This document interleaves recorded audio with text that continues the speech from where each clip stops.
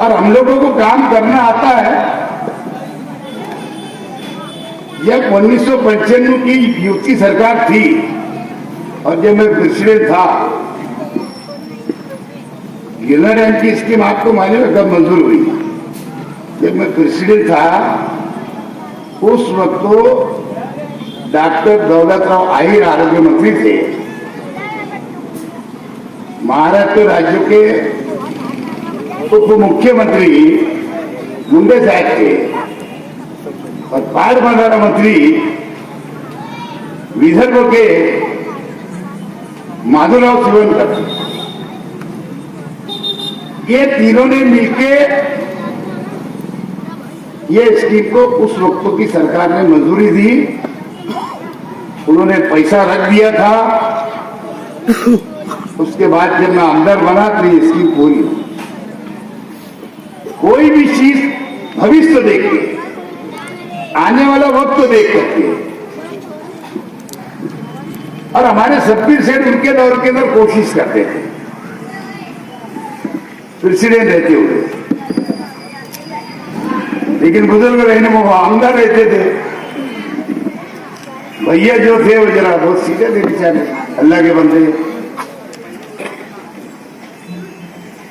इसके लिए वो काम कहीं ना कहीं भैया 58 तो इस्तेमाल करते थे और महाराष्ट्र गवर्नमेंट में उस वक्त तो ये जनाब माले हुए 30 साल आमदार जो थे वो 58 कर देते थे। वो स्कीम आगे बढ़ती ही नहीं थी। और इसीलिए जब मैं बोलता था कि सरकार किसी की भी हमारा है, हम उनसे काम कराना जानते हैं, तो जब सेना बीजेपी की सरकार से काम करा के लाए हम लोग पूरी स्कीम का, आज ये शहर अल्लाह के करम से पानी की कोई तकलीफ ना झेलते हुए आज सबको अल्लाह के करम से पानी अच्छा मिल रहा है और डबल फिल्टर मिल रहा है। तलवाड़ा डैम की अगर सीमा बढ़ी, पहले तलवाड़ा डैम की कैपेसिटी जो थी वो सिर्फ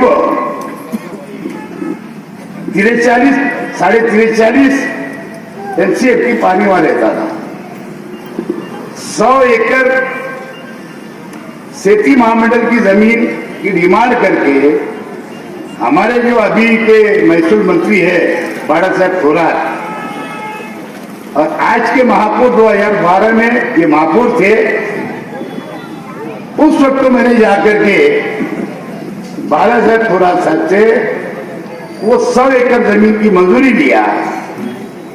महापौर साहबा के लीडर पे 1,25,00,000 रुपया कारपोरेशन ने भरी, 100 एकड़ जमीन मिली। और पिछली सरकार में दादा भोज राज्य मंत्री थे, उन्होंने पिछली सरकार में 6 करोड़ रुपया लाया और उसका बांधकाम हुआ। आज क्या हुआ कि 87 एनसीएफ की पानी रहता है। अब एक ही रोटेशन में 87 एनसीएफ की पानी हमारा भर जाता है। अभी भी उसकी कैपेसिटी बाकी है। हमारे अफसर अंसारी साहब पूरा तफसील से आपको बता रहे थे कि हमने जबानी को पानी भेज दिया। अल्लाह ने कुरान के जरिए मुसलमानों को बताया कि रागिर को पानी पिलाओ। तो क्या हिंदू, क्या मुसलमान, क्या सिख, क्या ईसाई, ये बात बिल्कुल सही है कि हमने सिर्फ को हमारा बर्तन दिया उनको पानी रखने। वो महाराष्ट्र गवर्नमेंट से जिला परिषद के जरिए और महाराष्ट्र गवर्नमेंट से पाटबंधारे के जो आज मंत्री है गुलाबराव पाटिल, जलगांव जिले के, उससे जब उसकी वो मंजूरी आ जाएगी कि हाँ दबाड़ी के लिए इतना पानी इस तरह जो मालेगांव को आता है उसके अलावा देंगे, जब जाकर के तलवाड़ा डैम में वो पानी रखा जाए। ये असल में सही विषय है। अब सही बात है न ये सातकू न वो सातकू और न जो इनका अंदर है उनको कुछ मालूम ही नहीं है, कुछ काम ही इनके जमीन पर नहीं है। तो जाहिर सी बात है तुम्हारे ऊपर मुखालिफ बातें करके, तुम्हारे खिलाफ बातें करके, लोगों को गुमराह करके, कुछ सीट मैं इधर से निकालूंगा, कुछ सीट इधर से निकालूंगा। हर एक की कारपोरेशन के अंदर सत्ता की कोशिश रहती है और हर एक की चाहत रहती है कि मैं माकूल बन जाऊं। अब जब पिछले में इलेक्शन हुआ, जफर अहमद बैठे यहाँ, इत्तेफाक से इनके भाई साहब भी छोटे, एक ही घर के ऊपर दो झंडे लगे थे, कांग्रेस एक राष्ट्रवादी का, उनको उधर से महापौर का उम्मीदवार बनाया गया। और सैयद मुस्लिम यहाँ हाजिर नहीं है और रमजान में लग गया था, पहला या दूसरा रोजा था। हम लोग जाकर के हाईवे के ऊपर साइकार होटल है ना, जब पूरनपुरी मिलती खराबी बात, वहां जाके बैठे। नबी अहमद को बोला जा तुम्हारे अंदर से बात करके आ, लीडर से, जब वो माजी थे, तेरी इच्छा अगर बनने की है तो पहले तू बन जा, अगर तो बात करके अब ये बना दे। तो जो अल्लाह का बंदा गया, इसका भाई तो आज तक आए नहीं हुआ। तो वो वहां जा रहे थे, सेना की तरफ, बीजेपी की तरफ। अपने लोग बोलते हैं वो साथ से क्यों व्यक्त कर लिए थे तुमने। अब ऐसा था कि इनको बुला रहा था, ये आई नहीं। मैं सेना वालों को नहीं पकड़ता तो ये हथियार लेते। फिर मैंने सेना से बात किया, बीजेपी की तरफ भागे थी, तो मजबूरी में वो 60 लोग को लेना पड़ा था, क्योंकि सेना हम मिलकर के भी सरकार नहीं बना पा रहे थे, कारपोरेशन। तो वक्त और हालात की बात थी, इसके लिए लेना पड़ा, नहीं तो वरना इनकी अगर जो बड़ी पार्टी थी, अगर वो हमारे साथ आ जाते तो वो साथ की जरूरत ही नहीं पड़ती। बच्चे कुछ ये साथ की दिया है, सेकुलर बोलते अपने आप को। इसलिए अब आने वाले 2.5 साल जो पिछले गए, तो अभी जब ये महापौर बने तो नबी अहमद को लग रहा था कि यार अब आ रहा इलेक्शन, कारपोरेशन का शायद अब बन जाऊंगा। लालू दलाल के जरिए फोन आया, लालू दलाल मेरे घर पर आया, बोले यार नबी अहमद का सदस्य था तो महापौर बनने जाता, मतलब बात करा तेरे मोबाइल से। फिर मैं नबी अहमद को बोला जा तेरे आमला साहब से बात कर, उससे इजाजत लेके आ गया। तो ठीक है, बात कर लिया तो भी ठीक है, आने दे वक्त तो देखो बना देंगे। इत्तेफाक से लेडीज स्कूल के, तो मैं क्या करूं उसको।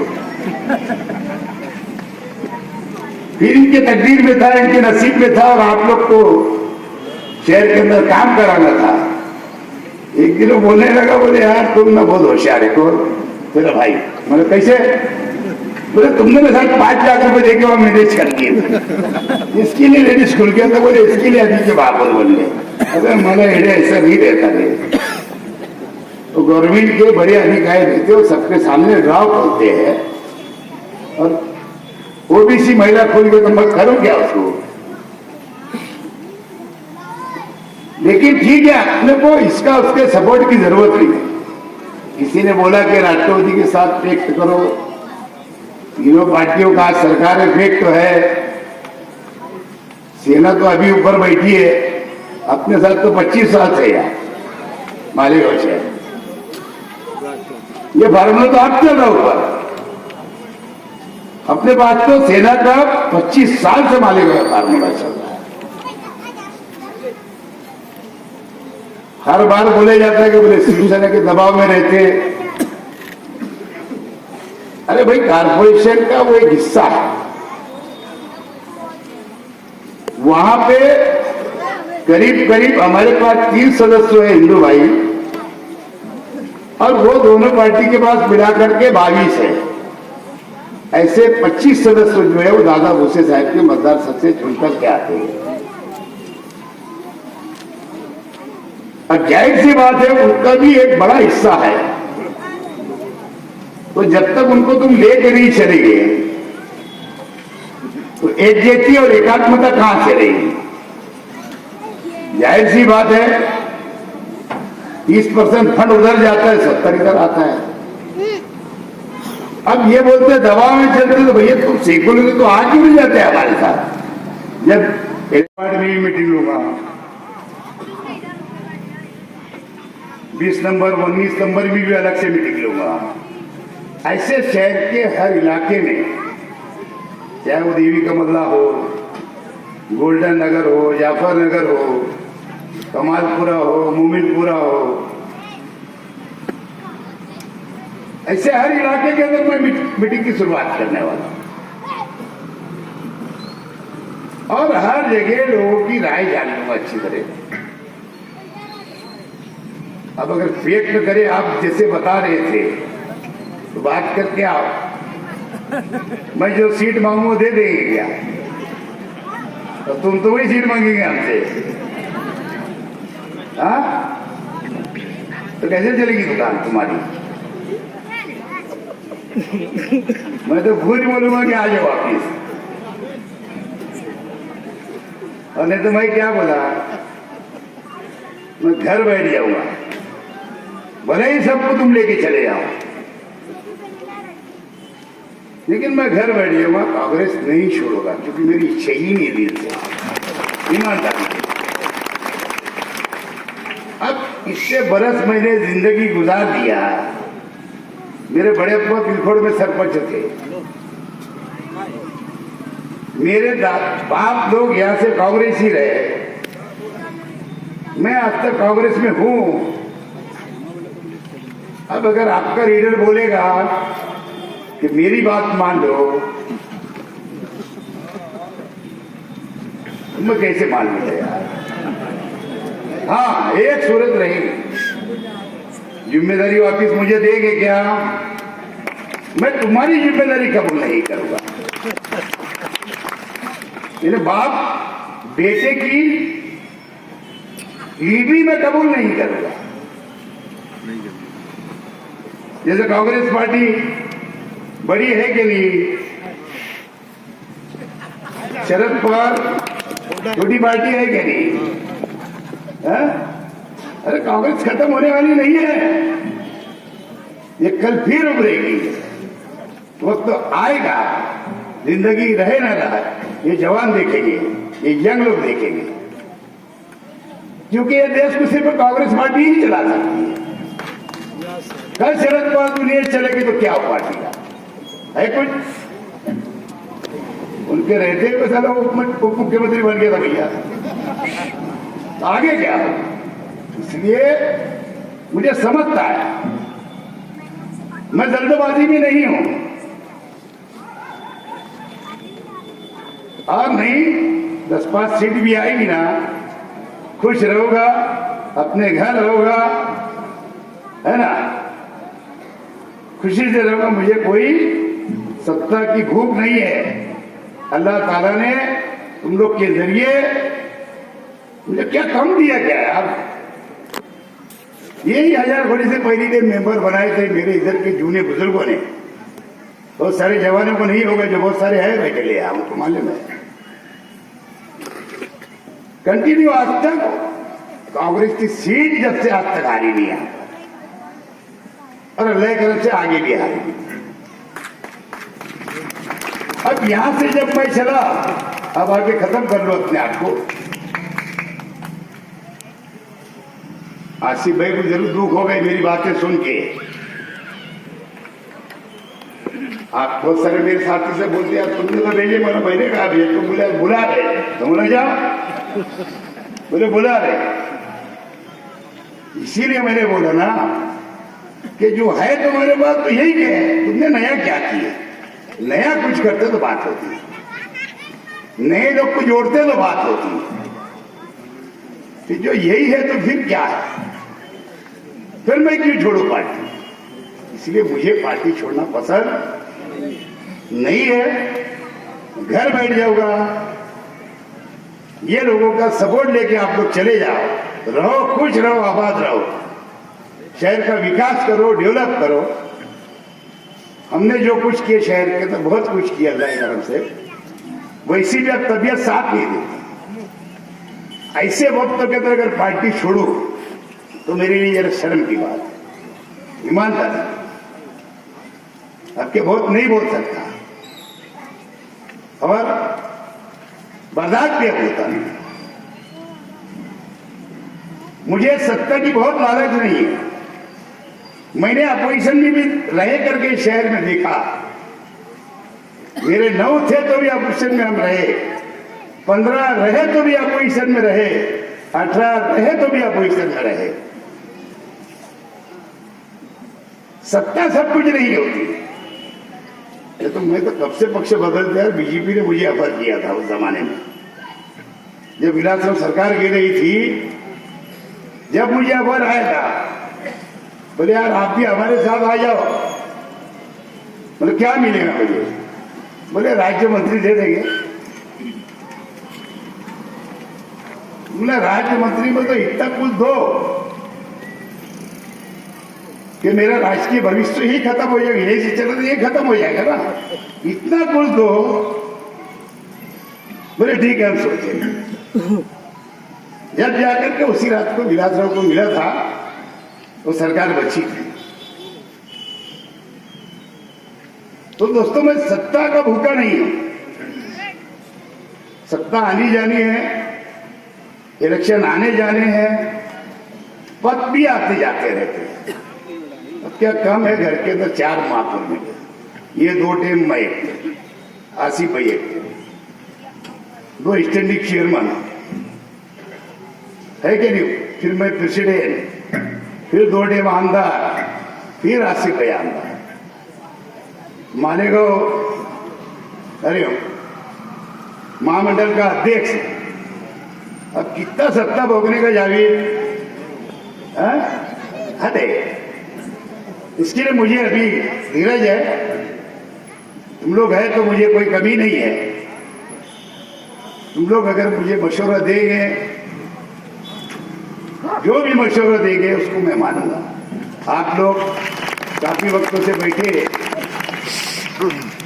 मैं समझता हूं कि अगर मैं सही मेहनत करता पूरे गांव में, मेरे पास बहुत वक्त था, तो इससे 10 फुट पब्लिक ला सकता था। कोई ऐसी मेरे समझ ना बनावे क्या पब्लिक कम है, और हम लोग तो ऐसे लोग हैं, हम तो 50 लोग के अंदर मीटिंग करने वाले लोग हैं। कितने लोग में? ये तो हमारे लिए बहुत बड़ी बात है। तो फिर कभी तुम्हारे को फिर याद करूंगा, अलग अलग एरिया में जब मैं मीटिंग लूंगा, फिर आप लोग से पूरे फिर मशवरे लेते रहूंगा। फिर जैसा आप लोग कहेंगे, जो फैसला आप देंगे, क्योंकि आज मैंने बहुत सारे लोगों को पूछा था, लेकिन बहुत कम लोगों ने मशवरा दिए। मैं चाहता था आप लोग में से मशवरा आए, आप लोग नहीं दे पाए तो मैं आपके तक, आपके करीब आऊंगा, आपके मोहल्ले में आऊंगा, आप लोग वहां मशवरा देना। आप लोग मेरे शॉर्ट बुलाने पे, अखबार के जरिए, व्हाट्सएप के जरिए, व्हाट्सएप तो मैं चलाता नहीं, अखबारों के जरिए आपको इतना मिली, कुछ हमारे 2 माइक वालों ने थोड़ा बहुत इधर उधर प्रचार किए पूरे शहर में।